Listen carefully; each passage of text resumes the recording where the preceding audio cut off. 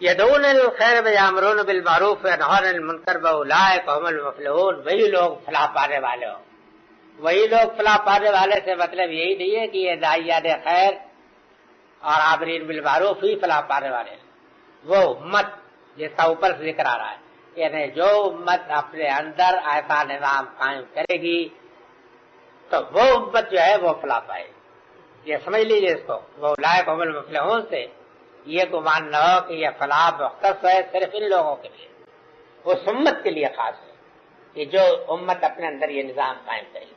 چنانچہ واقع ہے کہ تاریخ شاہد ہے کہ جب تک اس امت میں یہ نظام قائم رہا تو بگڑے ہوئے لوگوں کے ہاتھوں بھی بڑے بڑے عظیم کارنامے ہو گئے، اور جب یہ نظام ٹوٹ پھوٹ گیا تب اس کے بعد دنیا کی شاید تعداد کے لحاظ سے سب سے بڑی بھیڑ یہی بھیڑ ہے.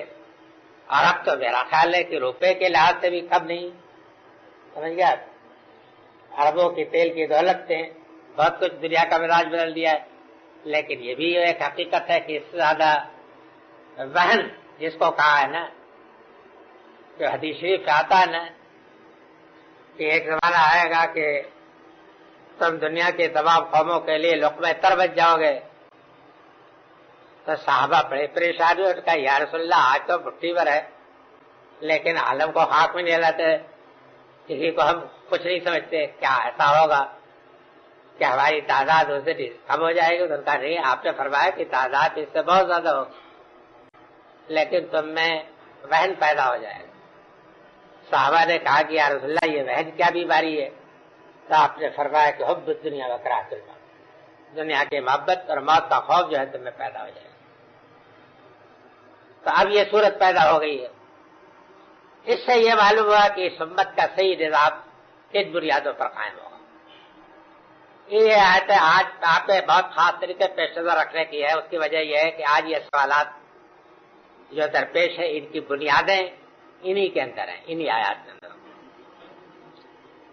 وَلَا تَكُونُوا كَالَّذِينَ تَفَرَّقُوا وَاخْتَلَفُوا مِن بَعْدِ مَا جَاءَهُمُ الْبَيِّنَاتُ وَأُولَٰئِكَ لَهُمْ عَذَابٌ عَظِيمٌ. اور ان لوگوں کی طرح نہ بچ جائیو کہ جو پراگندہ ہو گئے اور خدا کی واضح نشانیاں آنے کے بعد انہوں نے آپس میں اختلاف کیا، اور وہی لوگ ہیں کہ ان کے لیے ایک عذاب زردار.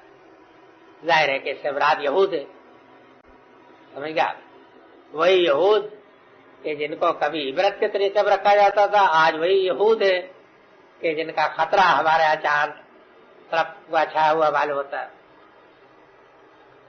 فرمایا کہ یوم تبیض وجوہ وتسود وجوہ فاما الذین اسودت وجوہہم اکفرتم بعد ایمانکم فذوقوا العذاب بما کنتم تکفرون.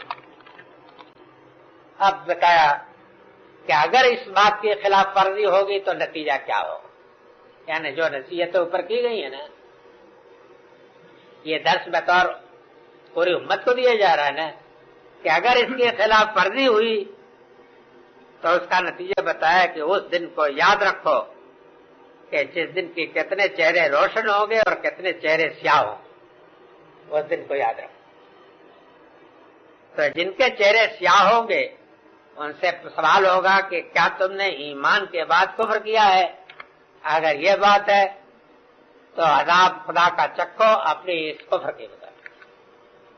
اس سے یہ بات تو نکل آئی کہ اگر اس روش کو چھوڑا جائے گا تو اس کے ساتھ دعویٰ ایمان باطل ہے.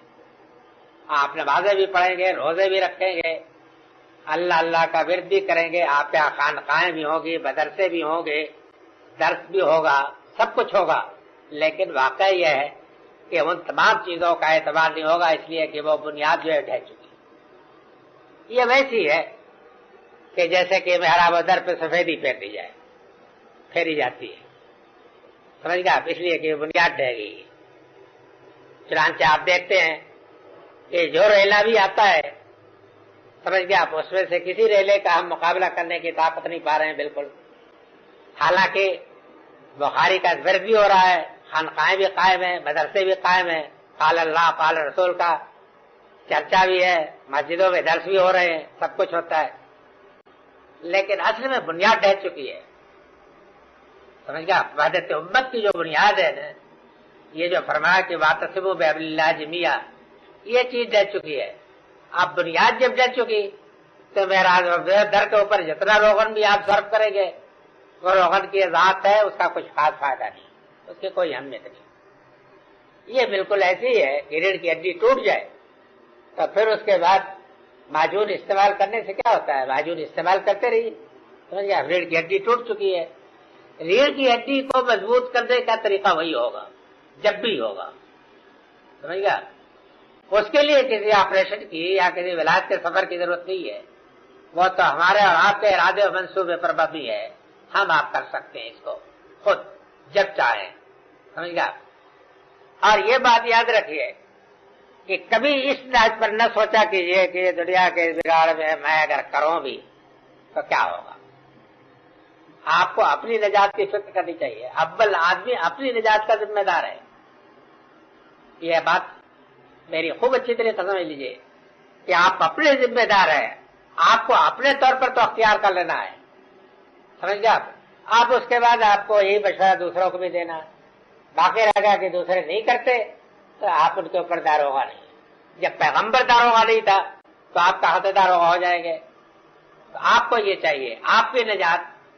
یہ تب امید ہے کہ باوجود اس کے کہ ہر طرف سیاہی ہو لیکن یہ کہ آپ کا چہرہ روشن ہو، تب امید ہے نا. تو ہمیں اپنے چہرے کو روشن کرنے کی فکر، امت کے چہرے کو بھی روشن کرنے کی ترکیب یہی ہے کہ ہم بہرحال اگر ایک حقیقت کو پا گئے ہیں تو ہمیں چاہیے کہ ہم اپنے لیے تو اس کو پسند کر لیں. سمجھ گیا؟ دوسروں کو اسی کی دعوت دیں، اللہ اگر ان کو توفیق دے گا تو. لیکن اس اندیشے کی بنا پر کہ چنا اکیلا کیا باہر پھوڑے گا، سمجھ گیا، تو جب تک کہ کوئی کانفرنس نہ ہو، کوئی میٹنگ نہ ہو، کوئی ہنگامہ نہ ہو، تب تک کیا بنے گا؟ تو یہ چیز جو ہے ٹھیک نہیں ہے. پھر اس کا نتیجہ ہوتا ہے کہ وہ اپنا چہرہ بھی سیاہ کر بیٹھتا ہے، اس کا کچھ فائدہ نہیں ہوتا.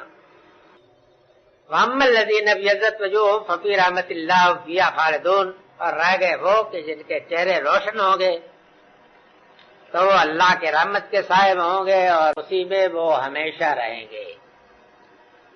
تِلْكَ آیاتُ اللَّهِ نَتْلُوهَا عَلَيْكَ بِالْحَقِّ وَمَا اللَّهُ يُرِيدُ ظُلْمًا لِّلْعَالَمِينَ.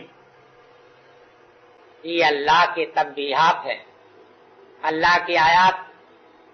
اللہ کی آیات کا لفظ تو بہت جامع ہوتا ہے نا، ایسے قرآن کی آیات بھی مراد ہوتی ہے، تنبیہات، تحدیدات، انذار، جتنا کوئی بھی ہوتا ہے سب اپنی جگہ پر موقع. یہ اللہ کی تنبیہات ہیں، ہم تمہیں پڑھ کر سناتے ہیں حق کے ساتھ. کنتم خیر امۃ اخرجت للناس تأمرون بالمعروف وتنہون عن المنکر وتؤمنون باللہ ولو آمن اہل الکتاب لکان خیرا لہم منہم المؤمنون واکثرهم الفاسقون. تم بہترین امت ہو جو لوگوں کے لیے اٹھائے گئے ہو حکم دیتے ہوئے نیکی کا اور روکتے ہوئے برائی سے. اور تم ایمان رکھتے ہو اللہ پر، اور اگر یہ اہل کتاب بھی ایمان لاتے تو ان کے لیے بہتری ہوتا. ان میں سے کچھ تو مومن ہیں لیکن اکثر جو ہے نافرمان ہے. اوپر کی آیتوں میں یہ بات تو واضح ہے، معلوم ہو گیا، یاد ہوگا کہ نبی صلی اللہ علیہ وسلم کو تسلی دی ہے کہ آپ اہل کتاب کے راز خائیوں اور ان کے معاملات کی کوئی پرواہ نہ کرو.